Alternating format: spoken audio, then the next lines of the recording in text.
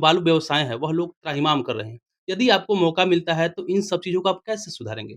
यदि भाजपा आपको टिकट देती है और आप सदन तक पहुँचते हैं, तो आपका कौन-कौन सा ऐसा काम होगा जनता के लिए, जो कि आप प्रायोरिटी से काम करेंगे? कि गरखा विधानसभा क्षेत्र से भाजपा आपको अपना उम्मीदवार क्यों बनाए?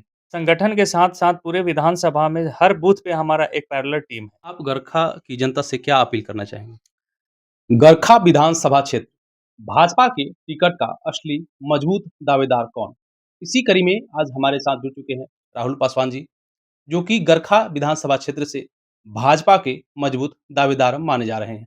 चलिए इनसे बात करते हैं और जानने का प्रयास करते हैं कि इनकी दावेदारी कितनी मजबूत है। सबसे पहले राहुल जी, आपका हमारे चैनल में स्वागत है। जी, बहुत-बहुत धन्यवाद आपके चैनल के माध्यम से आपके तमाम दर्शकों को, ख़ास करके गरखा विधानसभा के तमाम जनता को सादर प्रणाम, नमस्कार। सबसे पहला सवाल यही है कि गरखा विधानसभा क्षेत्र से भाजपा आपको अपना उम्मीदवार क्यों बनाए? देखिए अ, मैं तो पहले अपना आपने मेरे मेरे बारे में बताया, मैं पेशे से इंजीनियर हूँ और कहीं कोई गुरेज़ नहीं है कि मैं एक युवा हूँ और भारतीय जनता पार्टी अब अगर मुझे उम्मीदवारी का मौका देती है, अगर मुझे टिकट देती है, तो भारतीय जनता पार्टी के लिए एक ये आसान जीत होगी। क्योंकि संगठन के साथ-साथ पूरे विधानसभा में हर बूथ पे हमारा एक पैरेलल टीम है। एक एक समानांतर टीम है जो कि हमारे लिए हमेशा जनता के लिए और भारतीय जनता पार्टी के लिए हमेशा प्रोएक्टिव रहते हैं।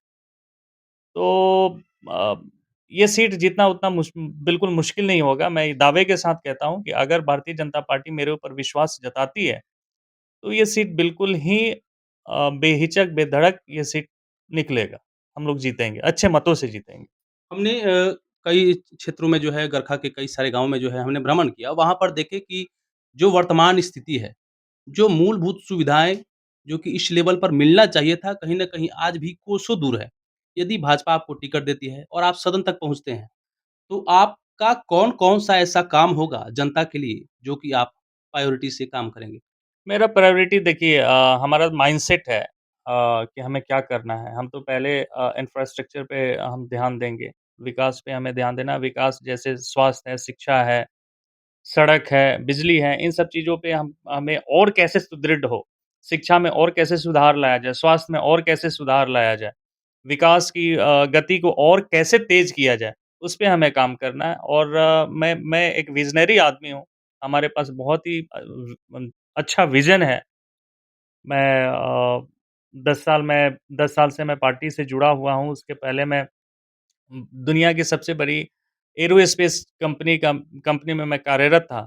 विभिन्न देशों में मुझे जाने का और काम करने का और सीखने का मौका मिला। उन सब चीज़ों को कहीं न कहीं समाज में और विधानसभा में उतारने का मैं प्रयास करूँगा और निश्चित प्रयास क्या करूँगा, निश्चित तौर पे मैं उन सब चीज़ों को उतारूँगा और यहाँ पे एक विकास की गंगा बहाऊँगा। हमने देखा है कि गरखा विधानसभा क्षेत्र में हायर एजुकेशनल के लिए जो एक स्पेस चाहिए, जो होनी चाहिए वह पर्याप्त नहीं है। हमने देखा है कि वहाँ भी कई सारे युवा जो है, जिनके लिए एक अच्छा बेहतरीन खेल का मैदान नहीं है और भी कई सारे मुद्दा हैं, इन विषयों को लेकर के शिक्षा जो होगा, इसको लेकर के आप इसको कैसे सुदृढ़ करेंगे? नहीं, शिक्षा तो पहले से बहुत बेहतर स्थिति में है जब से हमारी बिहार में और भारत में एनडीए की सरकार आई है। हमारे यशस्वी प्रधानमंत्री माननीय नरेंद्र मोदी जी की सरकार और यहाँ बिहार में आदरणीय नीतीश कुमार जी की जब से सरकार आई है, तब से शिक्षा में और स्वास्थ्य में आप खुद ही देखते होंगे कि पहले क्या स्थिति थी। हॉस्पिटल में गाय-भैंस रहते थे, अभी स्थिति ये है कि यहाँ पे लगभग जितने भी अनुमंडल के सदर के अस्पताल हैं, सब में आईसीयू की व्यवस्था हो चुकी है, अल्ट्रासाउंड्स, एमआरआई सारी व्यवस्थाएँ हो चुकी है। जहाँ तक शिक्षा की बात है, तो हायर एजुकेशन गरखा विधानसभा में 2 अभी इंजीनियरिंग कॉलेज और मेडिकल कॉलेज भी खुले हैं, एक निजी मेडिकल कॉलेज भी खुला है और हम और प्रयास करेंगे कि ज़्यादा से ज़्यादा हायर हायर एजुकेशन के लिए हायर इंस्टीट्यूट का यहाँ पे व्यवस्था की जाए।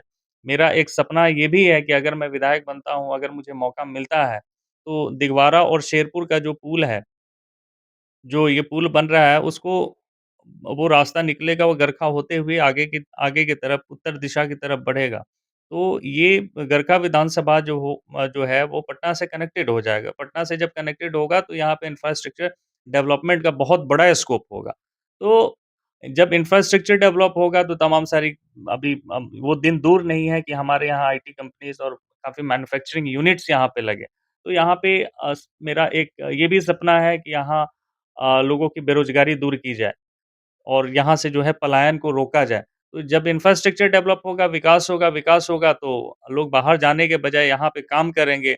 आईटी सेक्टर्स में यहाँ पे जॉब ओपनिंग्स होंगी, मैन्युफैक्चरिंग यूनिट्स में यहाँ पे जॉब ओपनिंग्स आएँगे, तो पलायन रुकेगा। और हमारा एक सपना ये भी है कि यहाँ पे एक फ्लाइंग क्लब हो, फ्लाइंग ट्रेनिंग इंस्टीट्यूट हो, जो कि गरखा विधानसभा में मेरा एक ये सपना भी है कि गरखा विधानसभा में ये खुले। चलिए, मैं कामना करूँगा कि आपका सपना जल्द पूरा हो। एक और मूलभूत जो चीज़ देखा जाता है व्यवसाय को लेकर के, आपने कहा कि हम पलायन को रोकेंगे, बेरोज़गारी पर आपने बात की।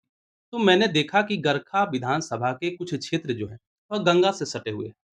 सोन नदी से जो है जहाँ मिलता है वहाँ सटे हुए हैं, जिसके कारण से बालू का जो व्यापार है, व्यवसाय है, वो अब कुछ समय पहले काफ़ी अच्छा फल-फूल रहा था।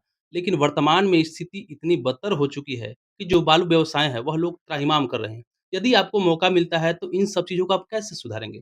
देखिए, ये तमाम जो योजनाएँ हैं, सरकार की योजनाएँ हैं, इसको कैसे चलाना है, कैसे कंट्रोल करना है, ये सब सरकार का काम है और खनन का काम है। या इसके लिए पर्याप्त तरीके से यहाँ पे व्यवस्था की गई है और जिसके लिए खनन विभाग को बनाया गया है। तो ये सरकार का काम है और हाँ, अगर व्यवसाय की बात है, अगर इसमें कुछ फ्लेक्सिबिलिटी मुझे लगता है कि कुछ कुछ फ्लेक्सिबिलिटी होना चाहिए। तो अगर मुझे मौका मिलता है, तो सदन में इस बात को मैं रखूँगा और लोगों को व्यवसाय के लिए व्यवस्था मुहैया कराया जाएगा।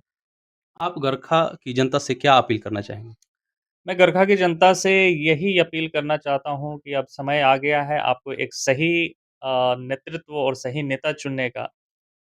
मुझे आप तमाम जनतागण से, तमाम मतदातागण से हाथ जोड़ के विनम्र आग्रह है कि आप एक सही नेतृत्व को चुनें और सही नेता को चुनें, जो कि आपको 5 साल आपके लिए हर दुख-सुख में आपके साथ कंधे से कंधा मिला के, कदम से कदम मिला के आपके साथ खड़ा हो।